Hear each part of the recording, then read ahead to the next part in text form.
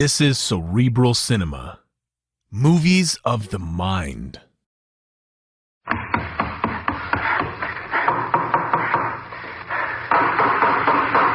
What's the matter? What is it? It's a case for Nick Carter, master detective.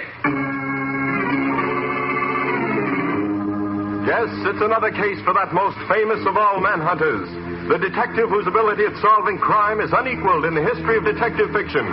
Nick Carter, master detective. The fact of the matter is, Mr. Carter, that I've quite accidentally stumbled upon evidence that a horrible murder has been committed. But, Mr. Field, why come to me? That sort of thing should be reported to the police. But to what police? Where was this murder committed? I don't know. Well, then how can you be sure there was a murder if you don't even know where it was done? That's what makes this particular crime different from any other. Somewhere, sometime, a woman has been brutally murdered. Yet I don't know when or where. As a matter of fact, I doubt if anyone in the world knows of it except those who did it, and me. Really? Well, how does it happen that you alone know all this? Because the victim has told me so in her own words. I heard the horrible story from her own lips. Ah, then you talked to her. No, never. But you just said But she has talked to me. See here, Mr. Field, do you try... Mr. Carter, here's the story. About a month ago, at one of those sales of unclaimed packages that the express company holds twice a year, I bought a box. About one-third the size of a steamer trunk. When I took it home and opened it, I found it contained a blood-stained dress, a photograph of a beautiful woman, and 8 phonograph records. What kind of records? Well, they were the small record blanks you buy when you want to make your own recordings at home. And it was from these records that I learned about the crime. Well, Mr. Field, if you wanted to arouse my curiosity, you've certainly succeeded. How soon can I hear these records? Immediately. They're in my rooms. If you care to, we can go there right now. Excellent. Patsy? Yes, Nick? Get your hat. We're leaving at once to listen to a murder.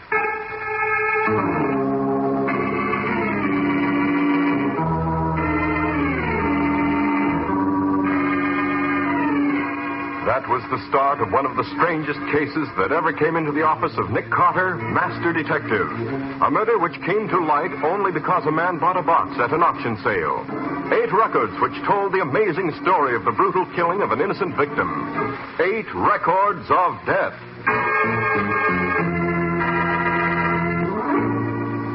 This is the box, Mr. Carter. How long ago did you say you bought it, Mr. Field? Oh, about a month ago. And the express company holds things for a year before selling, which means the murder's at least a year old.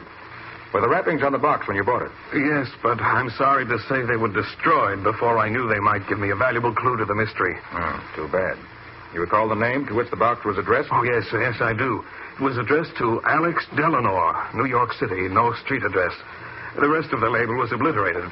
I've searched every city directory, every telephone book, every place where names are listed, but no such name anywhere. When are we going to get to the records, Nick? Right now, Patsy, I hope. How about it, Mr. Field? Right away. I'm very curious to get your reaction to them. Are they numbered? No, but I've played them so often, I'm sure I have them in order. Here's the first one. I don't suppose anyone will ever hear this record, but it's the only way I can think of to tell my terrible story to the outside world. I'm being held a prisoner in my own house. Held prisoner without any hope of rescue, except death. And I know that will be the end for me. All I ask of you who are listening is to avenge my death by putting my murderers where they belong. My name... It sounds as if she really meant it, doesn't she? I thought he was coming in then, but he didn't. My name is Nancy Deering. You will undoubtedly recognize it. As you know, I'm very rich, but all my money is no good to me now. I've tried to escape, but he keeps too close a watch on me. I only hope they don't kill me. Oh. That's all on that. He apparently came back unexpectedly. She certainly had trouble getting a story on the record, didn't she? Yes, she was interrupted many times, generally in the wrong places. Oh, what a terrible feeling. To expect to be killed any minute. Here's the next one. I don't know where I left off last time. I don't dare play it back. If they should ever hear what I'm trying to do, they'd take the machine away from me. From the way they talk, the end is very near. They may... I'm sure Ralph was listening outside the door, so I switched on the radio till he went away. Ralph is the one who will kill me when the time comes. Bad as Olive is, I don't believe she could kill her own cousin. But her husband is different. When I refused to sign the deed last night, he hit me several times. But he can't make me sign because I'm positive that would be the end of me. He can do anything he... And that's all there is on that. I wish she'd planned what she was going to say a little better. How to make head or tail of it this way. Well, she manages to get most of the story on the records, one way or another. The only thing she missed out on was telling us who she was or where she lived. All we have is her name. And she said she thought we'd recognize the name. Maybe she lived a long way from here. Maybe. Here's a third one. She apparently knew Ralph was coming to see her, and she prepared for his visit in advance. This is what she got. Come in. Well, my beautiful cousin, have you decided to sign that deed? I told you I'd never do it. Never. All we want, my cousin, is your money. As soon as you've made it over to us, we'll set you free, just as we promised. You don't fool me for 1 minute. The minute I put my name on that paper, you'd kill me. Set me free. Oh, that's funny. I haven't had a free minute since that cousin of mine moved into this house. I thought she was going to be company for me after Leonard died. But I'd have been better off living here alone. It was very sweet of you to invite her to come and live with you, Nancy. It was even nicer of you to let her bring me along. We've had such fun here. I wish I'd known then what I know now. A little late to worry about that, dear cousin. Well, for the last time. Will you sign? No. Very well. But it won't be long before you'll wish you had. Oh, I wish this were all over. I'd rather be dead than living like this. Not a friendly face anywhere since they got rid of my old servant. Nobody left but Alex. He's too busy with his rose bushes to know what's going on. I wish I was dead. And that's all there is on that one. Oh, the poor woman. But it's too bad she didn't use more of those records than she did. She only used a small portion of each blank. It's probably hard enough to get as much as she did on the way she was watched. Nick, where do you suppose she got the blanks in the first place? Probably had a radio phonograph in the room where she was shut up. Must have had the record blanks in with the other records where they didn't notice them. I've never been able to make much of this next one. Maybe you'll have better luck. The whole first part is just scratch. Here, I'll start it where the voices begin.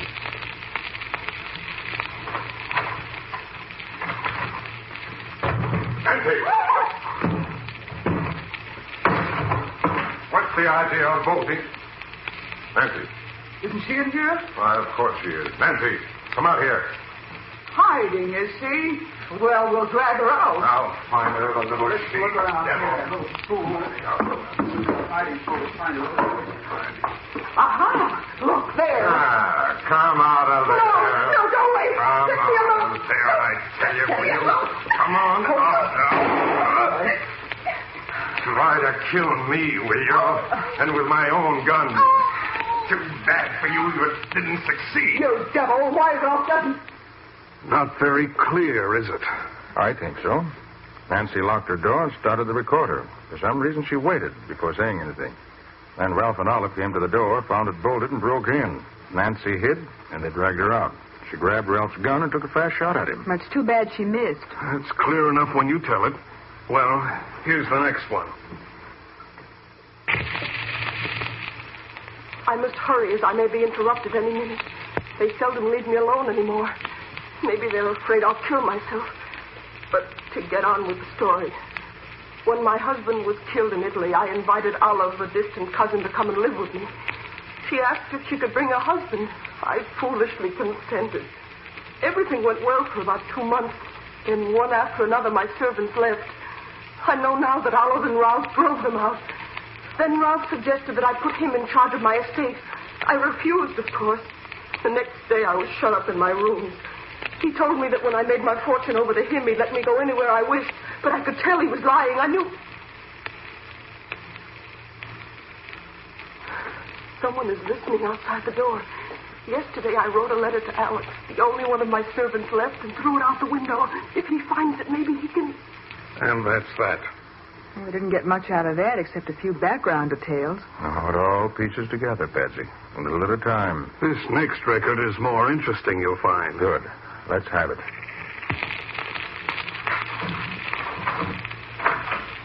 Well, Nancy, how do you feel today? You're not interested, so I asked you. I'm extremely interested in the state of your health, always. If you had your way, I'd be dead. Now, why don't you stop being so stubborn, Nancy? It's not getting you anywhere. Why don't you stop torturing me? Or do you enjoy seeing me suffer? I don't particularly mind. Why, You she-devil! You ever throw anything at me again, I'll tie you hand and foot so you can't move. Why don't you kill me and be done with it? That's what you're going to do anyway. Why, Nancy. What an unpleasant thought for such a beautiful woman. You know, I could go for you. You'd only say the word, please. You dirty snake! I told you that I accused you. Please! Oh. Next time I will kill you. I'm almost tempted to do it now. Ralph, will you get me a glass of water, please? I don't see why I should. Oh, all right. But no tricks, or I'll... Gosh, wish I could have heard more of that. I thought he was going to make a pass at her. You will hear more.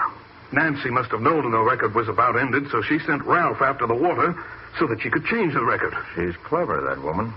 Or should I say, she was clever. I'm afraid it's past tense for sure, Mr. Carter. What a terrible thing. Quiet, Patsy, please. Thank you, Ralph.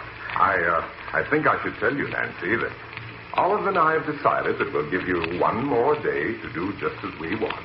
Just one. Do you think death frightens me? That's the only way I'll ever get away from you two. At least that way my fortune will go to my sister and not to you two murderers. Are you sure? Of course. My will leaves everything to her. Ah, but we have a new will, leaving everything to us. Properly signed, sealed, and witnessed. No, you can't get away with it. Oh, yes, we can. Of course, we'd rather not have to use it, but if we must, we must. And I assure you it's a masterpiece of forgery. I can't believe two such inhuman creatures as you and Olive actually exist. Well, we do. And we shall continue to exist long after you've gone. Look forward to tomorrow, Nancy, dear. You heard what he said. It was practically a full confession of everything. Oh, I beg you, whoever you are who may hear these words, see that those two monsters get their just deserts for what they've done to me. I shall feel... Huh. If you didn't know she was in deadly earnest, you'd think she was putting on an act. Truth is generally more effective than fiction, Patsy. There's one more, the eighth and last. How she managed to get it, I'll never know. But here it is. The first two-thirds are blank. It starts about here. Keep away from me, both of you. As you see, I have a gun, and you both know I can shoot. I'll kill the first one of you who comes near me. That's my gun. Where'd you get it? Olive gave it to me so I could defend myself. That's a lie, and you know it. What if it is? Nancy. Give me that gun. Give me that gun, Nancy. Give it to me. I can take it along. Raise your wrist. Now, come on. Give it to me. Well, that takes care of you, you stubborn fool. You all right, Olive? Yes, I guess so, Ralph. The bullet just grazed my head. Good. Is she dead? She's dead, all right. Even Nancy Deering can't live with a bullet through her heart. Well, I'm glad it's over at last. You say you've arranged with a doctor to... Oh, poor Nancy. What a tough break she got. I truly believe that's the most remarkably told murder story in the history of crime. Well, Mr. Carter, do you have any ideas? I think so, but I'm not ready to talk about them yet. What's your first step going to be, Nick? First, I want to take these records back to the office and play them over and over until I know them by heart. Then, I'll be ready to go to work.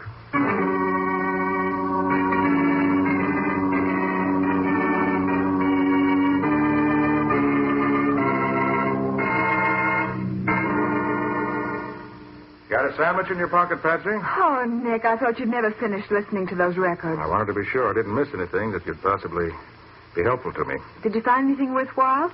Yes, indeed, Patsy. There are several clues plainly marked out for us. Certainly enough for us to get started on. Well, tell me, Nick. Don't keep me waiting. Of course, the most obvious clue we have is the bloodstained dress that came in the box with the records. You mean the label in it? Yes. We know the girl's name was Nancy Deering, that the dress was bought at Shipstead's dress shop in Albany. Uh-huh. And as the picture that was in the box had an Albany photographer's name on it, she must have lived in or near Albany. Right. So we'll start our search there. But, Nick, If it was all done as secretly as the records would seem to indicate, chances are that nobody up there knows anything about it. Yes, except for one thing, Patsy. It's obvious from the quality of the dress and from what she said in one of the records that Nancy Deering was a well-to-do woman. Uh-huh. And I find it difficult to believe that any rich woman can disappear without the newspapers or the police or somebody knowing something about it, even if they don't know there was any foul play connected with it. I see. And when they give you the facts as they have them, you can give them the inside story you got from the records. That's what I hope will happen. So pack your bag and order a taxi. We're flying to Albany immediately.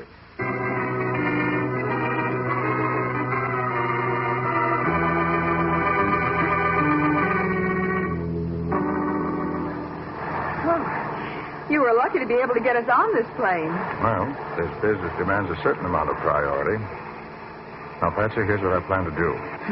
As soon as we get there, you take the photograph to the address shown. See if it really is a picture of Nancy Deering, and also how recent it is. Uh-huh. I'm going to the newspaper office and see what they can tell me. Meet me there. You're not going to the police first? No, not unless we can't find anything anywhere else. I want to keep this unofficial as long as I can. I think I'll get further that way. We've got to be careful. We don't know what we may be stirring up when we start asking questions.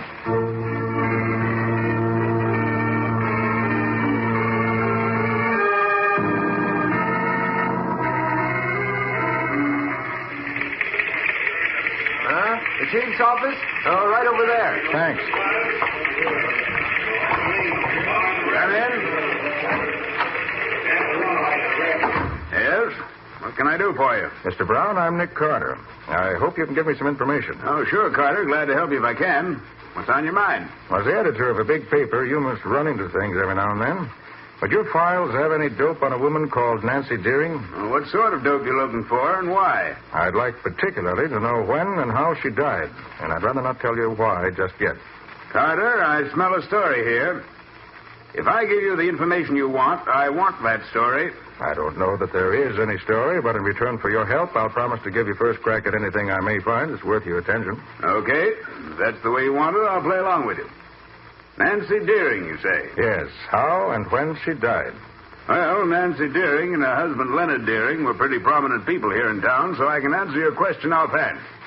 Deering, a colonel in the engineers, was killed in the big push through Italy.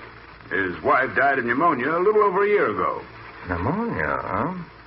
You're sure of that? I am, but I'll check it for you. Give me the morgue. Now, Bill, when did Nancy Deering die and what was the matter with her? I'll wait. Get the name of the attending physician, too, will you? Now, look here, Carter. You got any reason to think that... Yes? December 14th, 1944. Right. Pneumonia, yeah. Who was the doctor? Fred Windsor. Say, wasn't he the guy whose license was taken away a while back for malpractice? Uh-huh. I thought so. Well, okay, thanks. So this Fred Windsor was disqualified. Any idea where he is now? No. Wait a minute. I'll have a look in the directory. Let's see. Yep, here he is. Fred Windsor, 57 Telfer Road. That's up in the western section of the city, a small suburb. Thanks very much, Mr. Brown. I won't bother you anymore. And if I get any red-hot tips, I'll pass them on to you when I'm ready. I wish you'd tell me what this is all about. Later, Mr. Brown. Well, so long. Thanks again. So long. Oh, there you are. I was just coming to find you. What did you find out? The photographer says it's a picture of Nancy Deering, all right, taken about a year and a half ago, just before her husband left for the war. That's her husband with her in the picture. They had a big house out on Lincoln Avenue in the West End. Good. I found what I wanted, too. We going out to the Deering house now, Nick? Not just yet, Bessie. Huh? What she said in the records is true. The ones living there now, her murderers. They'd hardly be likely to tell us anything we'd want to know. Oh. No, we'll wait till we have more definite information before we tackle them. And what do we do now? We're going to call on a doctor, or rather an ex-doctor. I hope he'll tell us something he never told anybody before.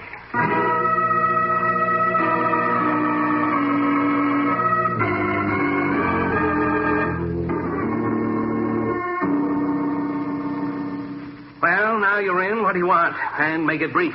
Mr. Windsor, I'll come directly to the point. A little over a year ago, a woman named Nancy Deering died. You, as attending physician, signed the death warrant. All right? Yes, I signed it. What about it? I have reason to believe she didn't die of pneumonia. You're crazy. Of course she did. If you think you can come Now, here wait a and minute. start a... I said I had reason to think she died of something else. I might have said I have proof that she did. Well, you haven't. Mr. Windsor, you'll save yourself and me a lot of trouble if you... Get out of here, both of you. You're a pair of metal... Hold it, good for Windsor. nothing. It won't help you any to get rough. I've got nothing to say to you. You might just as well get out. I'd like you to do just one thing for me before I go. I've got nothing to say. You won't have to talk. Just listen to a record. A record? Yes. You have a player here? Yes, right here. What's the record? Let me play it for you, and you'll see. I can promise you'll be greatly interested. Well, go ahead, play it. But be quick about it. Put it on, Patsy. You mean the last one of the series? Yes. Okay. Keep away from me, both of you. No. As you see, I have a gun. You both know I can shoot. I'll kill the first one of you who comes near me. That's my gun. Where'd you get it? That's right. Oh, gave it to me so I could defend myself. That's a lie, and you know it. What if it is? Can't be possible. What do you think? That takes care of you, you stubborn fool. Stop it. You Stop it. I won't hear anymore. I won't hear anymore. Windsor, stop! Windsor! Nick, did he... Yes. Right through the temple. Oh, what a tragedy. But he practically confessed before he died. But we can't prove he did, Patsy. No matter how much we know ourselves, we're right back where we started as far as legal proof goes. Then we'll have to find some other way to prove what we know. We can't stop here. I have no intention of stopping. Well, what now? I'm going to put an ad in the paper for Alex Delano, the man who sent the box to New York originally. He isn't listed in the city directory or the phone book, so we'll have to try it this way. Won't that be dangerous, Nick? How do you mean dangerous? Well, suppose this Ralph should see it. Mightn't he get suspicious? That's one reason I'm using the ad, Patsy. Hope Ralph does see it, and I hope he does something about it. I want to smoke him right out into the open. And this may be one way to do it.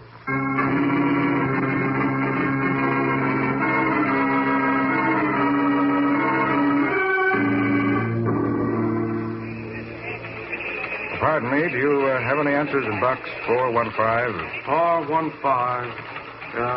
One. Here. Well, results. What is it, Nick? Let me get it open and I'll tell you. From Alex himself. We'll be looking for you at my residence at 84 Green Court about 8 tonight. Alex Delano. You going, Nick? Of course I'm going. But you're going to stay in your hotel room and wait for me to call if I need your help. Oh, Nick, I want to go, too. Nothing doing, Patsy. As you yourself said, this may be a trap, and I'd rather deal with it myself.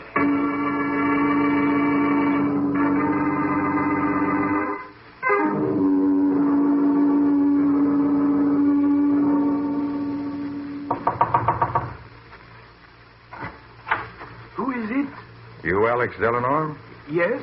May I come in? I'd like some information, if you can give it to me. Oh, but of course. Come in. Thanks. Sit there, please. Delano, you used to work for Mrs. Nancy Deering, didn't you? Oh, Mrs. Deering. Oh, yes, I worked for her for many years. It was only after she died that Mr. Morgan fired me. Mr. Morgan. Yes. Tell me, Delano, after she died, did you pack up a box of records and send them to New York? Oh, you have found the records? Oh, I've waited so long for that. Yes, we found them. And why did you send them to New York like that? Well, her letter asked me to prove she was murdered. Her letter? Yes. It says she is being kept prisoner, and she is afraid she will be killed at any time. She says if she die quick, I must pack the records I find in her radio cabinet and take them to the police. It will prove what she says. And why didn't you go to the police with that letter? She have died the day before I find the letter. It is too late.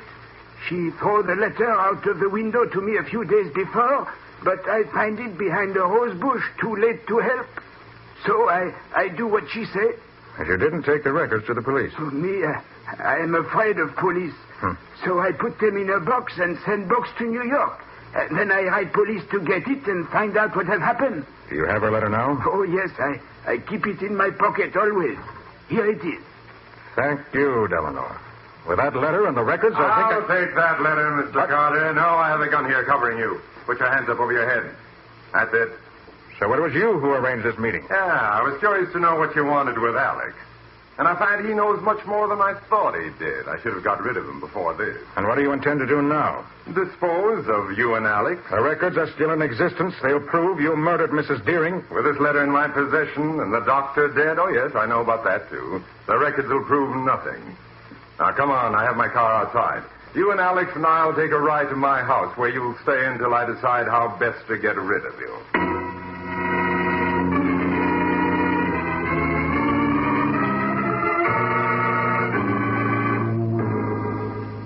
And I say kill him, Ralph. He's too dangerous to be allowed to live. Well, do as I say, Olive. If Carter were to disappear, every cop in this section of the country would be searching for him. But, Ralph... No, we'll clean out the safe deposit boxes, withdraw the money we have in the bank, and go to Mexico, South America. We'll leave Carter and Alex tied up there. If they starve to death before they're found, well, that's just too bad. I think you're a fool, Ralph, to let him live. I'm running this, Olive. And if you don't want me to go away alone, do as I say. I hate him. If it wasn't for him, we wouldn't have to run away like this. I could kill him myself. Well, you won't. Now, don't leave the house until I get back. Pack all your things, be ready to leave. All right, Ralph. I'll get back as quick as I can. Let him live. I won't. I'll fix him. A knife in his heart is what he deserves. That's what he's going to get right now. Yes. Yes, this carving knife will do. Tied up as he is, he can't do anything to stop me from killing him. Are you in there, Mr. Nick Carter? I'm coming to kill you, Nick Carter. I hate you. I'm going to... Now, if I can reach that knife you dropped. Oh, if I can only see behind my back. What happened, Mr. Carter? I tripped her up as she came in and knocked her head on the floor and stunned her. Now, if I can get to that knife... Now, where is it? Ought to be... Now, cut the ropes on my arms.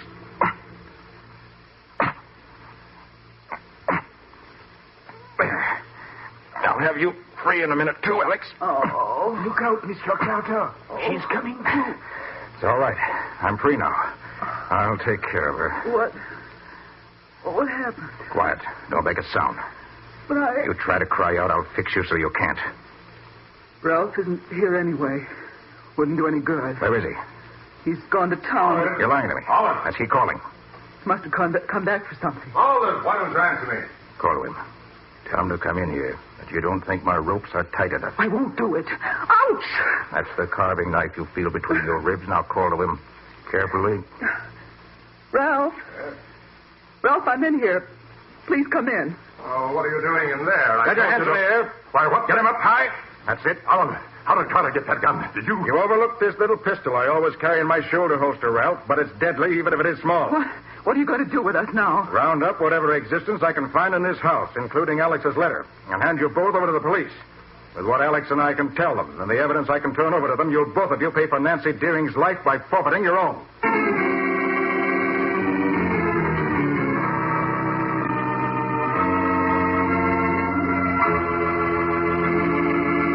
Well, Nick, how about a few hints about next week's show? For next week, Ken, I'm going to tell you about a suicide that turned out to be a murder and then disappeared entirely. Hold on a minute now. That's too fast for me. Well, it's true, Ken. If it hadn't been that my woman's intuition told me that what Scubby and I saw wasn't what we ought to have seen, the entire story might have been different. Yes, Patsy, that was one time when you really put the finger on the answer to a very tricky problem. This I gotta hear. What do you call it, Nick? I call it the case of the disappearing corpse.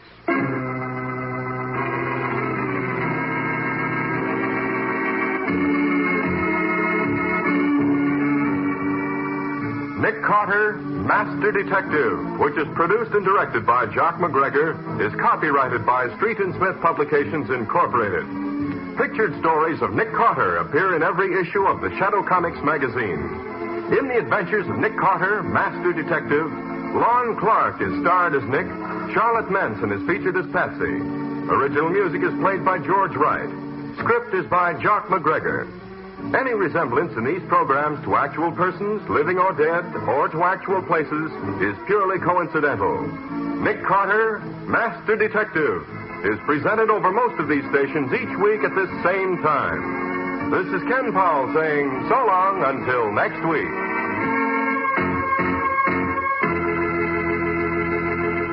This is the Mutual Broadcasting System. Cerebral Cinema hopes you have enjoyed this movie of the mind.